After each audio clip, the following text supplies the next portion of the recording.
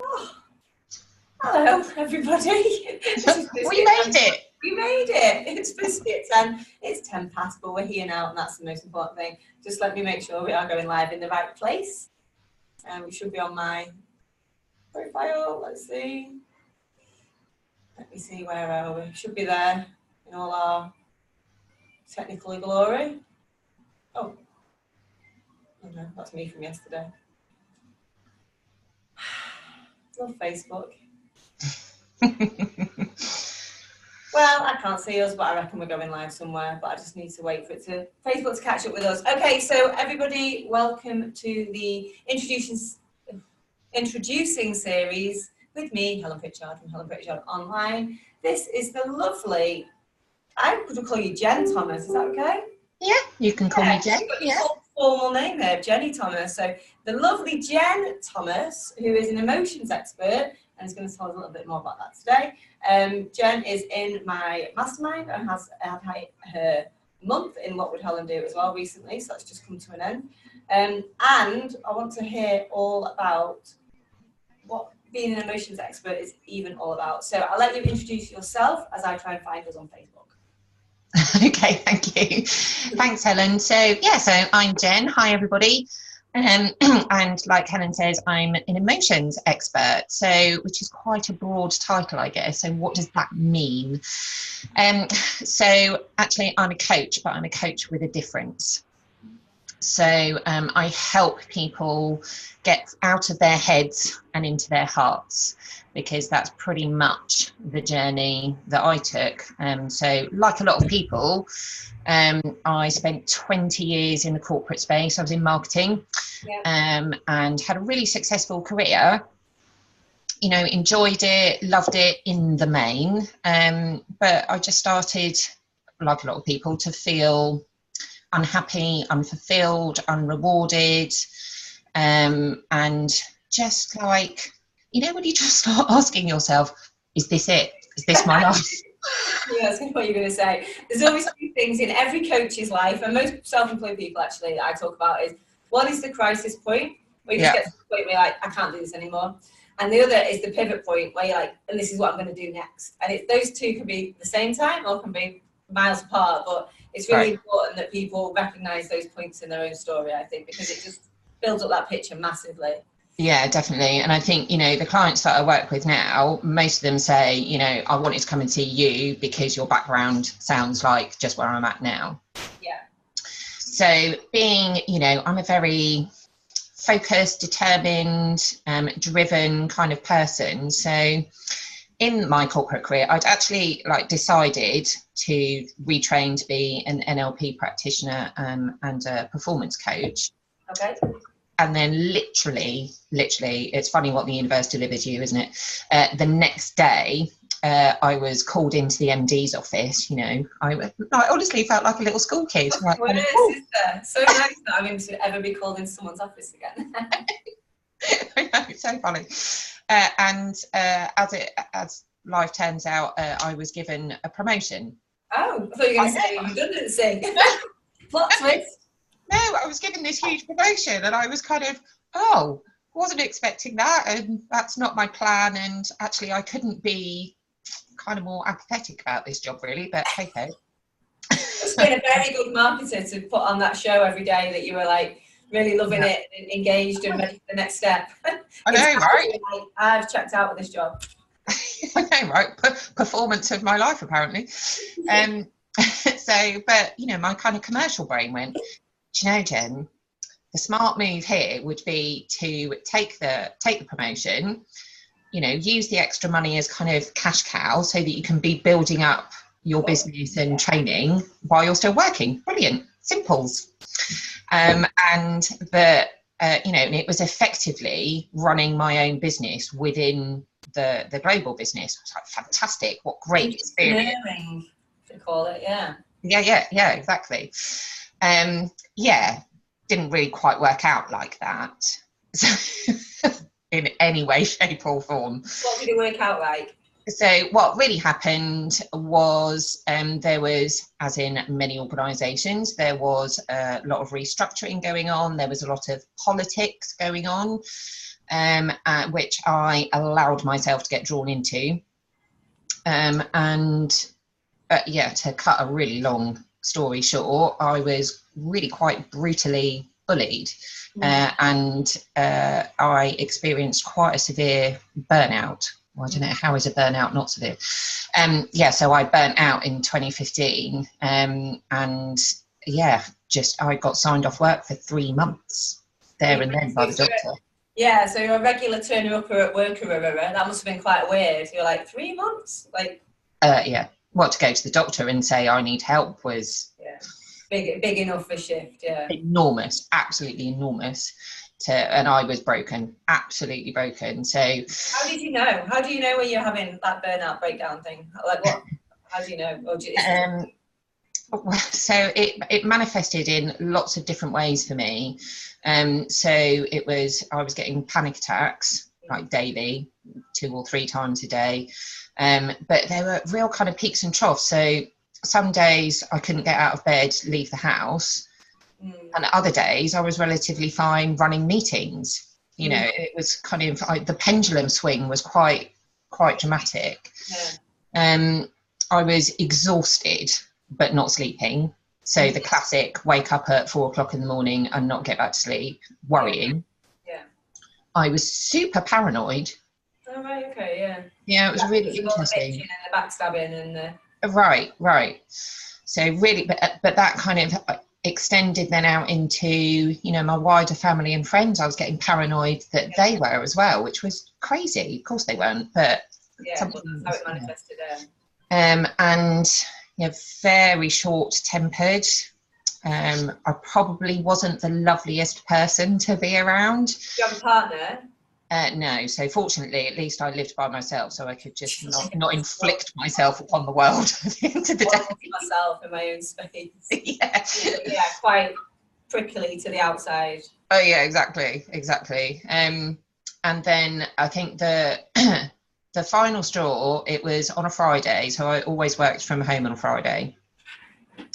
I used to go running with a friend of mine on a Friday morning. And I opened up my laptop, logged on, and was looking at, you know, the mountain of emails that had come in overnight, as ever. And it induced a panic attack. So I just shut the laptop and left to go and meet my friend. And bless her, all she asked me was how I was. She was like, "Morning, how are you?" Cue, tears, mass hysteria. And what a lucky girl I am to have a friend like her. She was very compassionate and very gentle with me, but effectively took me to the doctor and left me there, which was, you know, the right thing to do. So, yes. So that was the most terrifying but most amazing thing that ever happened to me. Always is. Yeah. That was December 2015. Right, okay, cool. So what's been happening since then? So since then, life has been amazing and very different, very, very different. So as many people do, I've been on a hell of a, you know, awareness and development journey, which started when I retrained as an NLP practitioner, must have been, April 2016. And that's when I first started learning, you know, how the subconscious mind works with the conscious mind, how, you know, how what we think affects how we're feeling and how we behave, and how we can actually relatively easily change that. And then I moved on to personal performance coaching, because I'm a really, like I mentioned before, I'm a really, you know, forward-thinking, forward-focused person. So really wanting to help people, but I wanted to look that way, not that way. Yeah. Do you know what I mean? So not kind of reflective. So I was fortunate, actually. Look, my brother is, or one of my brothers is an employment lawyer. So he got me out of that contract with a really decent deal, and effectively negotiated a redundancy package. So wipe the floor with him, quite right, good. Exactly. Yeah, he was amazing, actually, given given that he could see what a mess I was in, he was so professional about it, how he didn't just, you know, leave it. Isn't it? I love it. Yeah. No, Oh, my brother's Harvey. Oh, is he? Is he? A bit, yeah. Is he? Okay, we'll talk about that off camera. Okay. He's happily married, I'm sorry. So that financially meant that I could take a year out and full-time study. So I was set up pretty quickly, actually. I launched my business by September that year, so 2016, and had my first client. So excited, my first paying client. Always remember your first client, yeah. Oh yeah, love her. And that was the beginning of, you know, an incredibly fast-tracked journey and process. So I think when I first started my business, for obvious reasons, I was really focusing on anxiety management, stress management, panic attacks, and helping people get out of a burnout situation. Yeah. Which was great and, you know, really rewarding. But I'd say probably a year into that, I was starting to feel a bit kind of, I'm not loving this. Like, I like it, but I'm not loving it. I need to bring something a bit more in. So I joined Toastmasters. It was a bit of a goal last year, year before, back end of 2017, I was terrified of public speaking, absolutely terrified of it. And ironically, I'd had to do so much in my marketing career, and I'd been on all sorts of training courses and stuff, but I just had no enjoyment out of it. I was still terrified. I'd get that proper shaky voice. Oh yeah. Eyes watering. Yeah, I don't like knees. Yeah. As soon as I say I'm going to do something, I'm like, why have I done that? I say I'm sort of all right when I'm doing it, but God, the whole run up to it, I've got one of them this month. The whole run up's just awful. I don't know why I do it to myself. So anyway, but that's just my personal thing. Right. So in part, I use the NLP techniques to help, and they are really powerful. But yeah, I joined Toastmasters, which is a brilliant group to just practice, and you get loads of encouragement and support and feedback and stuff. So I started doing that, and then as fate would have it, as universe would deliver, I got an opportunity to help launch a new TEDx group in Telford. Yeah, I saw that on your profile. Yeah, so I ended up being one of the speakers at the first TEDx Telford, which was, you know, I got that email going, congratulations, you've been selected as a TEDx speaker. And I was like, oh shit. I better write a speech then. Yeah, definitely. At that point, that was when I really started looking at, okay, what an amazing opportunity. What is it that you really care about? What is it that you're passionate about? What is it that you want to talk about? And I'm like, this is your moment, isn't it? This is your moment to right, and that's when I started looking at, you know, obviously my background and my story, but I was like, look, I don't want to be all, you know, woe is me and victim-y. That's just bullshit. You know, this is more about what I've learned and, you know, how I can help other people learn from it. So I kind of I'm all about prevention versus cure. So that's when I really got into talking about putting emotion back in the kind of corporate world. Okay, yeah. Yeah, so my talk was titled Putting Emotion Back in Business, because having spent 20 years in that corporate space, and I think you'll really understand this from, you know, what you've shared with us about your kind of previous clients, when you decided to change, is that there's not a lot of kindness, compassion and loving energy in the corporate world. It's very compassionate and loving people, but they have it squeezed out of them, don't they, by the machine? Exactly. And that's where my focus is now, because those people that as you say, they're loving, kind, compassionate people, but you know, they've had it kind of sucked out of them and pushed out of them because we're taught in the corporate space to leave our personal lives at home. Like, you can't be a human being at work, can you? Yeah, as soon as you walk through that door, suddenly you've got to be a totally different person. Right. Which is makes just sense, really. yeah, and just nuts. Like, and it's trying to live a life as two completely different people is exhausting. Yeah. Absolutely exhausting. That, you know, you're sat in a meeting knowing that you can't say how you truly feel. Yeah.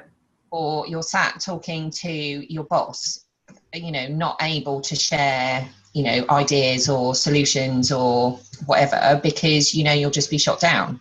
Yeah, or cry. That was a big thing when I was in corporate. And you can't cry. I'm like, why? Like, you can't let anyone see you cry. I'm like, what? No, heaven forbid. No. I used to cry my eyes out when I used to have my notice in. I used to be that upset, even though I wanted to leave. I used to cry all the time. Yeah. I used to cry in like reviews and stuff like that because I can't handle. Well, one of my limiting beliefs is that I can't handle any kind of feedback. Right. I just one of the things I talk about a lot is emotions-based selling. So it's selling to people like on an emotional level, not on a practical transactional level, because that's what it's all about, right? Right, because that's what makes us unique as humans. We have the ability to feel. Right, so why don't we use that in the workplace? It's proper nuts to me, but having lived that life, I get it as well. Yeah.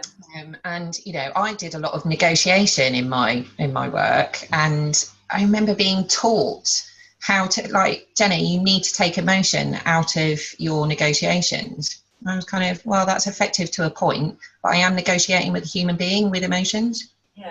And I would just be laughed at and just shot down all the time. I think hostage negotiations go the other way, don't they? Right. Right. Yeah, but what did I know, right?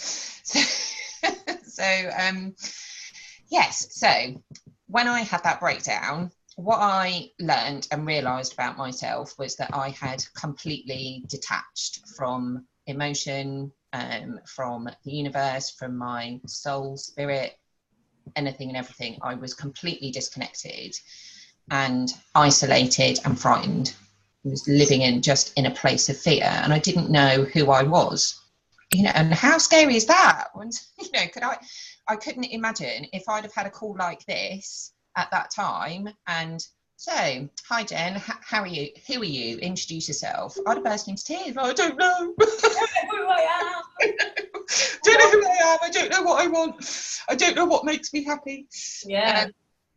And that was kind of my biggest thing. And now what I'm learning with all my clients that come and see me, so my client base is in the main men and women 50-50 split, who are stuck in the corporate place, really fed up and want to get out, but they don't know what to do because they don't know what makes them happy.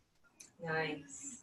Right, so then we start kind of, you know, it's like opening Pandora's box. Of course, yeah, so all this emotion starts flooding up to the surface when I'm starting to kind of, okay, well, if you don't know what makes you happy, you know, wow, you're not in touch with your emotion. You know, you're making head and fear-based decisions, not heart-based decisions.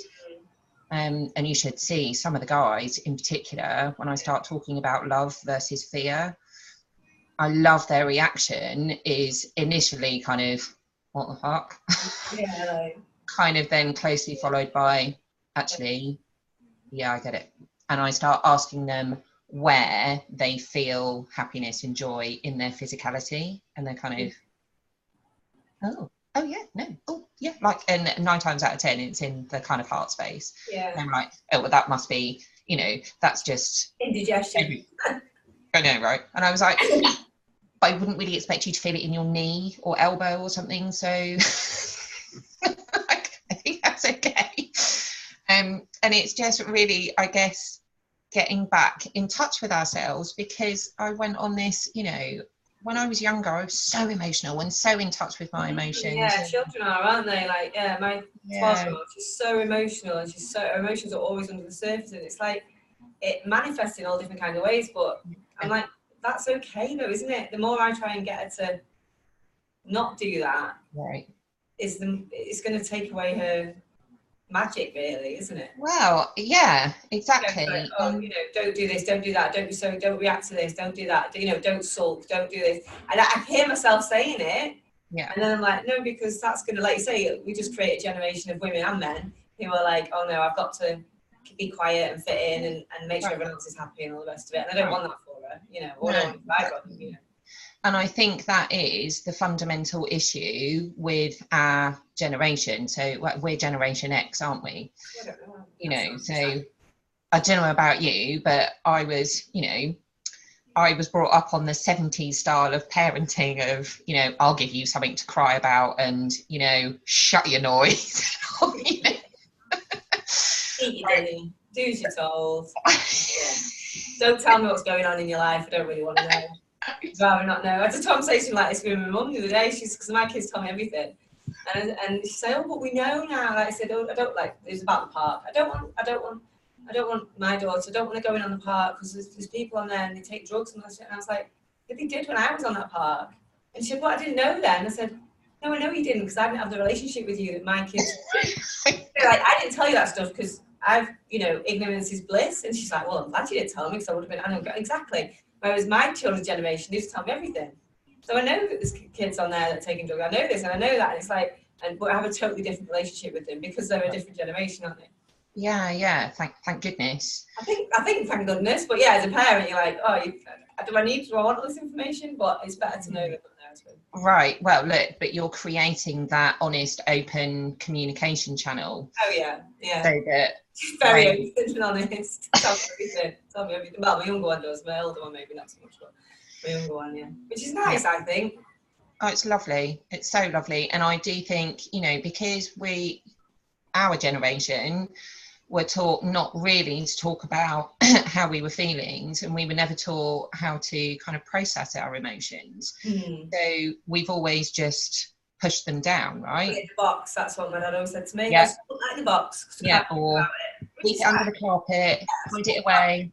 Let's go. Yeah. Which is fine, but it's different now, isn't it? It's like with work, isn't it? Like I've got 2 children, teenagers or nearly teenagers, and like I don't want them to go and get a corporate job personally. But that's my thing. Obviously, they can go and do whatever they want. But I would hate to see them trapped. As I see it as like a trap.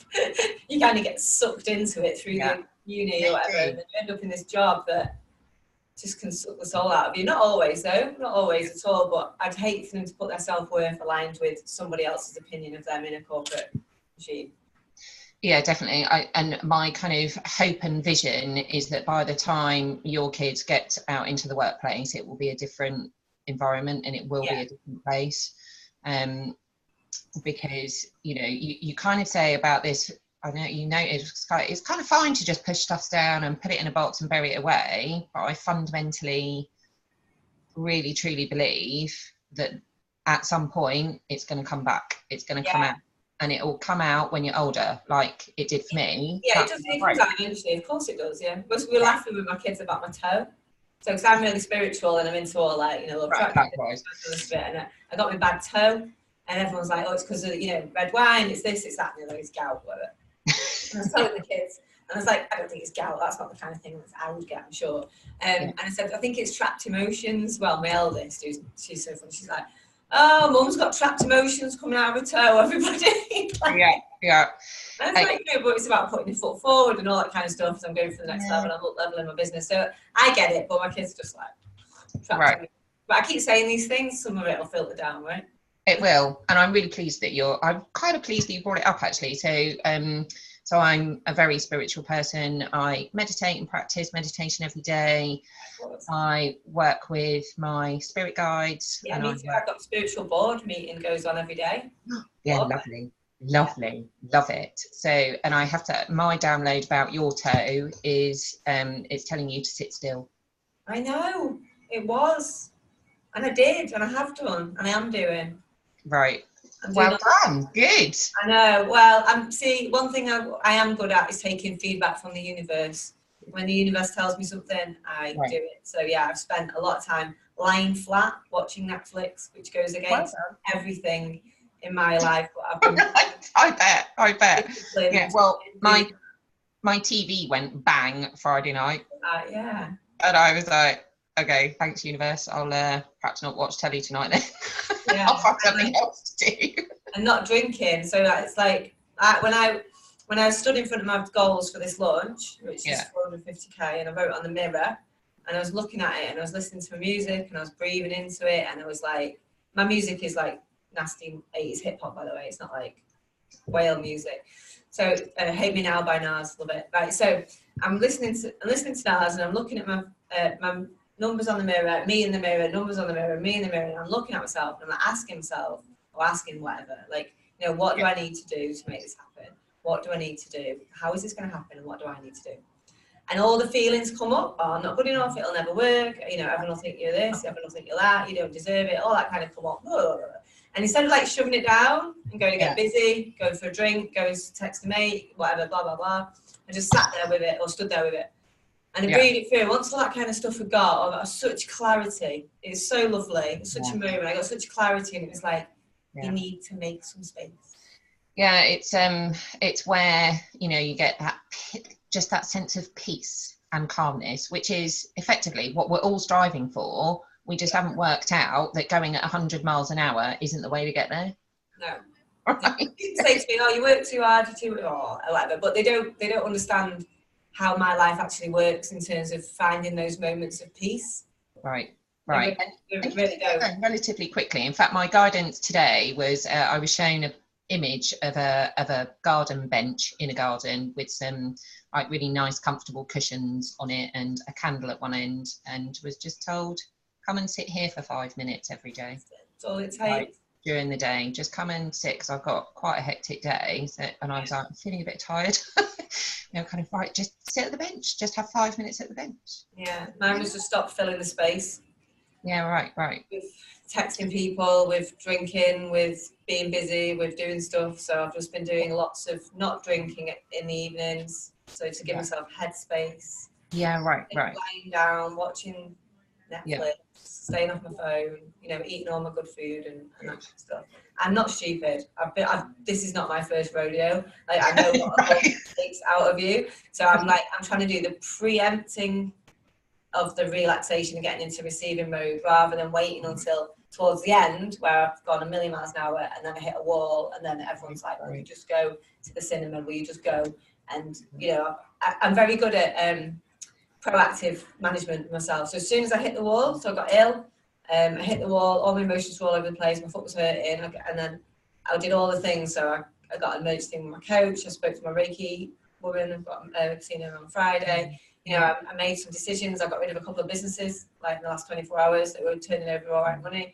You know, I had some difficult conversations with people, and I think I'm getting much better at being proactive with my health. It's such a discipline to learn, isn't it? It's discipline, yeah. Such a discipline, and I think we're not that dissimilar. I have such an internal fight with myself to sit still and relax. So but I should be doing something. Like, I'm not earning money, sat here doing and, you know, but it's such a discipline to get out of that habit and culture of working 12-hour days, 6 days a week.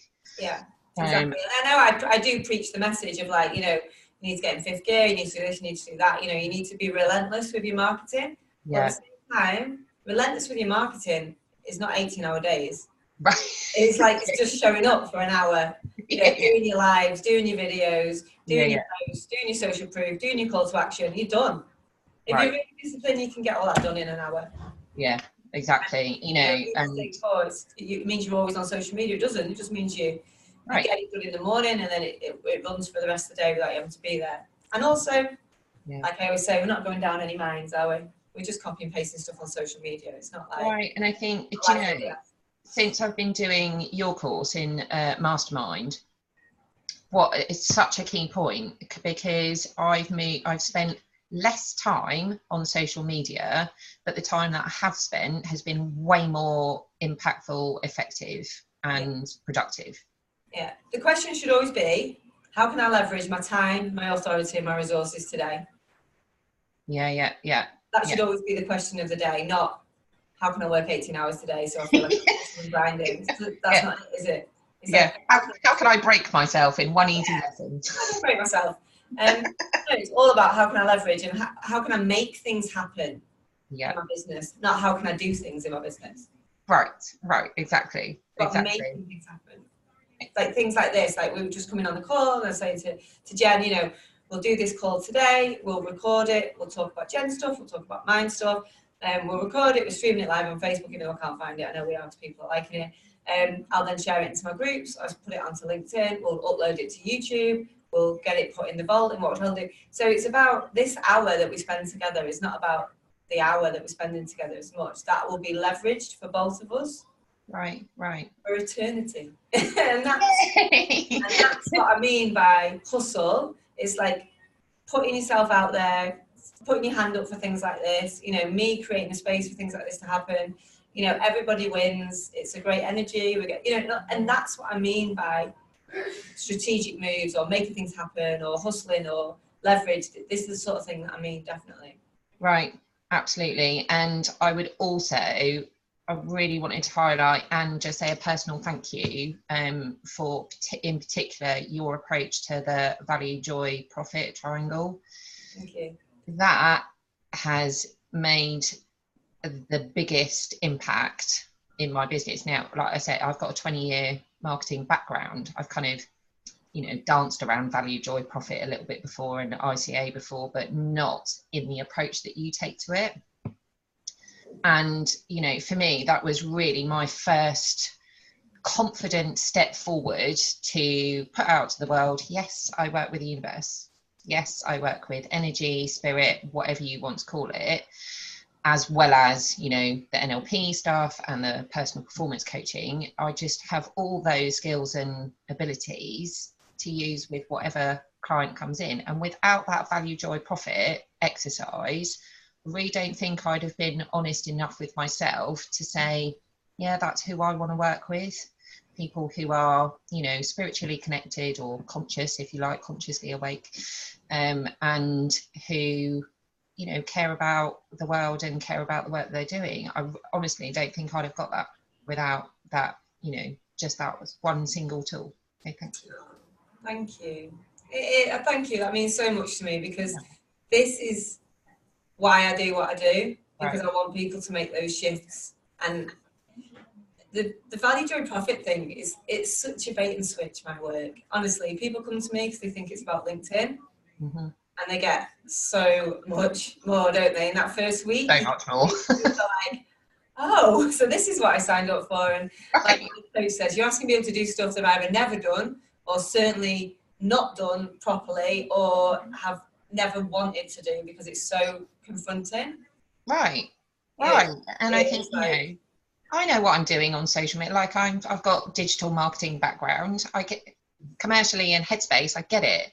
But there was something missing. I was like, something's not working. So yeah, it's way more than, you know, here's how to use LinkedIn. Like a bucket loads more than that. You don't know though until you're in, do you? And it's kind of, I think that's why so many people rave about it. I think because of that over delivery and that the way that people see me online, I guess. It's the same in the mastermind, isn't it? I'm no different, but the work we do is so powerful. And those big shifts in people's mindset around their own business. It's literally, it's like me just giving them permission. You just go and build the business of your dreams because you can, right? And I love that, you know, the complete diversity of the people in the group and how supportive everybody is. You know, you just chuck out your question, like I'm having a wobble about this, or I need to kick up the butt about this. You know, and there's always somebody, you know, that will help out, and it's got such a positive energy to it. I love it. I'm so proud of that because that's the sort of thing it's hard to create. That makes sense. It's kind of like it has its own energy, doesn't it? It's like a company culture in a way, I suppose. It's difficult. You don't just write some values on the wall and that's what happens. Like, you have to live it. So like in the mastermind, like we live those values of like high vibes and support and encouragement and zero competition. You know, there's so many coaches in there and there's never, I don't see it, I don't feel it, any level of competition in there whatsoever, because it's just, when you do the ICA work, you understand So there's more than enough for everybody. Yeah, absolutely. And I've always said that, actually, always, she says, in the 3 years I've been doing it, since I've been a coach, that people buy people. So you can have a room full of 100 coaches and 10 people looking for a coach, but those coaches can all be trained in exactly the same way, but they're still all offering something different. Yeah, that's exactly it, isn't it? That's what people pay for. They don't pay for your coaching qualification or whatever.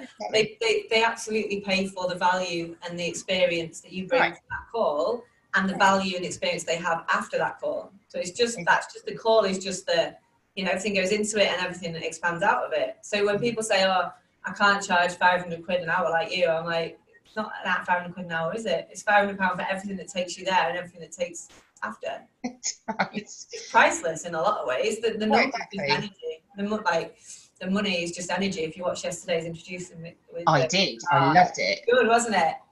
Yeah, in fact, I've jotted down a few of the mantras that you guys were talking about there. But my favourite is like the one you talked about. I love money and money loves me. Oh, I love it. Love it. Oh, and the one, because my thing is I feel guilty about receiving money, right? Yeah. So I feel like I'm taking it away from somebody else. Yeah. So the other one I wrote down, what's it got here? Money flows through me. Then I had to write in brackets because it benefits others.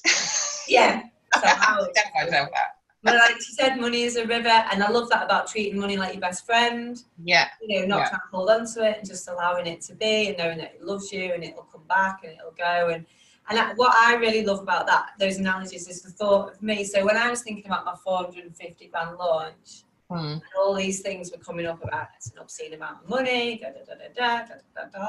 and I was like, if I earn £450,000 in my business, into my business in March, what I know is all of that money will come from people who are investing in me, in my training.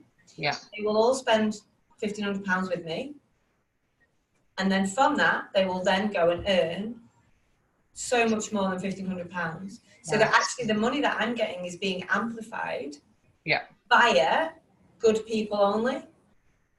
So because I'm a good person and I show up in the way that's authentic, and I'm, you know, I do this because I really believe in it, and it talks about good, you know, high vibe money and all that kind. I really do believe in it, and I really do believe I'm making a difference, and the evidence is there. You know, I'm making a difference in people's lives, not just their businesses. So because I'm showing up in that way, I attract people to me who also show up in that way. Right. So what I'm doing is they give me their money, this is energy, that flows through me in my training, and then goes out through them to go and do so much more good in the world. Right. They then earn much more than they've spent, which amplifies that money that I received, but through good people. Right. So it takes it away from I get, you know, £500,000. It's not about me getting it. It's about me channeling it through and through good people to go and do goodwill and good in the world. And when you look at it like that, it just feels lovely. It feels high, lovely, you know, like. Yeah, completely. It's you know, it's back to that flip it. And I'm not blaming parents at all, but it's back to that 70s attitude of money makes you a bad person. Yeah, all our cultural stuff around money, you know, all the baddies are always the rich ones. Right, you're a criminal. Yeah, you know, there's always, you know, I would say, look, if you're a bad person and you're poor, you're a bad person. If you're a bad person and you're rich, you're a bad rich person. If you're a good person and you're poor, you're a good poor person. If you're a good person and you're rich, you're a good rich person. And it's the only difference is that you can do more good in the world and have nicer things. That's it. Yeah. And it's all about balance, isn't it? It's, you know, and I think you were both talking about it on the intro call yesterday, and I know you've talked about it before, certainly in your model, it's evident, but about, you know, like I give stuff away as well as earning stuff as well, because, you know, I need, you know, for me, that energy needs balance. And it's all about. Of course. I mean, the last thing, and you'll hear me say over and over and over again, you have to put your own oxygen mask on first. You cannot help other people if you're not in a space to help yourself. It's just basic physics. Right. So you need to get your layers in. So when we talk about need to earn figure, want to earn figure, and stretch goal figure, those three figures, you need to know what you need to earn to survive on your own, don't forget, not relying on anyone else. And you need to know what you want to earn and why. Until you do that, you can't do anything else. You can't, I don't want people to, I didn't do the free 5-day challenge until I knew I had a consistent income over the next 12 months. That meant that if I didn't sell anything else, I'd still have a nice life. You know, so the fact that I then was in that space when I went to do the 5-day challenge just put me in a much better space, because I wasn't going into it thinking I need to sell off the back of this. I was going into that thinking I need to over deliver, and I just want to pour myself into it and be totally authentic. So I'd had a really crap summer and I just wanted to bring myself back. And I did that through the 5-day challenge. As a result of that, 200 odd people joined the mastermind. Right. Now, let me ask you the question then. Do you think you'd have been able to do that if you'd have just purely thought about it from a logical point of view and not brought in any of your heart-based decisions? No chance. Right. No way. Do you know why? Because people can sense it. Right. Yeah. Particularly the people I attract. They know. They would know if I was doing it as a transactional thing. Right. And I mean, obviously we're going into this new phase. I know how many people I want to get in the challenge, and I know how many people I want to convert to hit my targets, of course. So from a business strategy point of view, of course I've got a strategy. But my initial, the way that I delivered that first one and then subsequent ones, because that felt so good to me, was purely about me wanting to bring myself back to my business and show up in a different way. Yeah, nice. And that just gave me such an incredible experience. I mean, the feedback I got from those challenges is just incredible. I mean, literally, I was in like tears of joy, the way that people were feeding back to me, saying, you've changed my life, you've changed it. And only 200 people joined, which is, I know is a lot, but 200 people joined out of nearly 2,000 people that went through those 2 challenges. And what that means to me, what really, really lights me up about that, is that 1,800 people who can't afford to join the mastermind or didn't want to have got enough from me to go to LinkedIn and understand themselves and their business forever. Yeah. They may or may not come back and buy from me. That's not the point. The point is all those people have got all that great, that had that experience and really enjoyed it and seen what it can be like in a Facebook group where the vibe is very high. It's led by somebody who is totally heart-centered and is showing up authentically. Yeah. And also gives you some practical stuff, because inspiration, motivation don't pay the bills, right? So you get practical stuff to go out there and get some money. And I know next launch, the launch after that, people come to me and say, I did your very first challenge. I've been in love with you ever since. I've done this, this, and this in my business. And now I want to do the mastermind because I want more. Or I want to do what would Helen do because I want to be part of your world. And I am not emotionally attached to that. And I think that's the difference. I think because I've done that totally with love and totally like from an authentic place, that when people do come back, they come back of their own will. Like people ask me like about following up, and I'm like, I don't really follow up. I might send a voice message to people who said they definitely want to join and say, don't forget tonight's the end, like the closing tonight. Well, that's it. I don't follow up because my energy isn't in, I need you to join the mastermind. My energy is, I need you to go and do good in the world and make lots of money and get yourself out of a negative place. Yeah. But the benefit is, that lots of people do join, but they join because they want to be part of it, not because I've upsold them into something. Yeah, I love that. And I think, for me, that's the whole, if corporations had that ethos, and that attitude, how much more successful and amazing and profitable would they be? So much more. Right. So that's effectively, I guess, what I'm trying to create through working with people on a one-to-one basis of, helping them, just relearn what it is to feel something. Because there are so many people, really lovely, caring, amazing, talented people in that space who don't feel a jot anymore. Yeah. And, and that makes people pretty unhappy. They feel that. It's a big chunk of your life, isn't it? It's a big chunk of your day. It is huge. And especially, like a lot, there was no way I was the only one doing it, but you're doing a 12-hour day, 6-day week. In a soulless, feeling soulless. It's okay if you're feeling like connected, but if you're feeling soulless, like you must try and look for that connection outside of work, and just it must affect everything, like in the way that you show up with your friends, relationships. I mean, imagine being in a relationship, you must be like, I need you to give me something, you know, that I'm not getting at work. And it's like one person can't do that. Like, and then I'm sure there's so many people who come home and just fall into a bottle of wine or, you know, recreational drugs or just, you know, negative behaviour patterns and all that kind of stuff because they're just looking to fill that hole. Yeah, exactly. Where they're just not fulfilled at all at work. And it's just, as a business owner, like, it's just bad for business, bad for profitability, surely. Sure, exactly. And, you know, and then you get forced into this kind of spiral of streamlining and having to make people redundant. And, you know, nobody wants to go to work and do that. No, bad vibes, yeah. Yeah, exactly.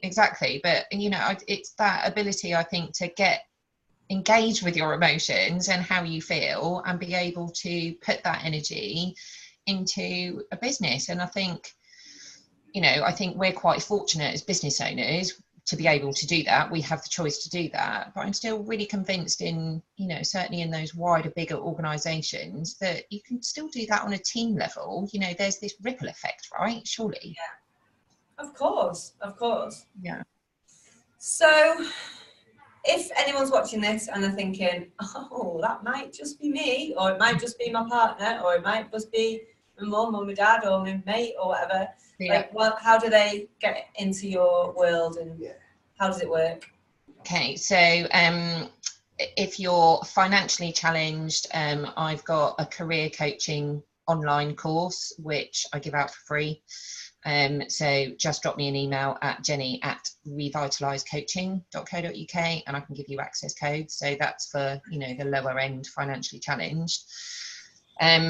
Otherwise, if you're that person or know someone that is in that 12-hour day, 6-day a week, burning out, you know, sprinting to get nowhere, I offer a number of sessions that are face-to-face and on Zoom that help you just re-engage with who you are, re-engage with your emotions, and we start looking at values, what makes you happy, and, you know, and depending on what you're looking for, you know, I coach through NLP, personal performance coaching and goal setting and strategy, and also through Spirit Guide. So I'm happy, if you would like, Helen, to give you, I've got animal oracle cards, so I could give you a little reading if you like. Of course. Yeah, shall we? Okay, right, I'm just going to connect into your lovely energy and we'll see what comes up. Think of a specific question that you would like the answer to. Am I going to have to tell everyone? No. Only if you want to. Okay. Let's see what we've got for Helen. Oh, I don't know what, I've never had this before. Oh, I quite like this, right? This is Skunk Spirit. Right, but wait for it. It says, know your worth. Interesting. So I'll just grab a little bit more detail. Ooh. And I'll give you some headlines as to what that means. What have we got? Skunk. That's hilarious. I've never had that one before.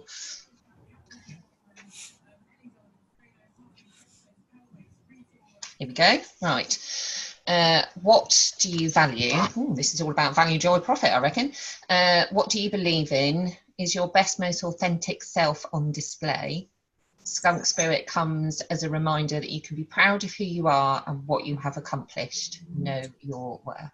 Oh, thanks, Skunk Spirit. How lovely is that? Lovely. Of course I'm worth it. Of course you are. Yeah. So I use those cards with my clients sometimes to help provide insight. They're just a brilliant communication tool for whatever is going on for them at that moment. Love a bit of cards. Fantastic. Brilliant. Okay, so people can get in touch with you through Facebook, I presume. Can we find you? Yeah, I'm Revitalize Coaching or Jen Thomas on Facebook. Amazing. And if anyone's thinking about joining the mastermind this next week coming up?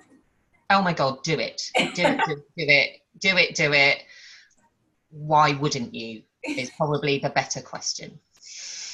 Love it. Right, on that note, I'm going to go because it's 11 o'clock. Thank you so much, Jen. It's been lovely getting to know you a little bit more. And I'm sure my audience will really appreciate our little chat today. It's very nice. Thank you. I've Getting enjoyed our it. little spiritual energy going for the rest of the day. Lovely. Loving it. Very nice. Right, okay, thank you very much, and I'll see you soon. All right, thanks everyone. Thanks, Ellen. Thanks, Jen. Bye. Bye.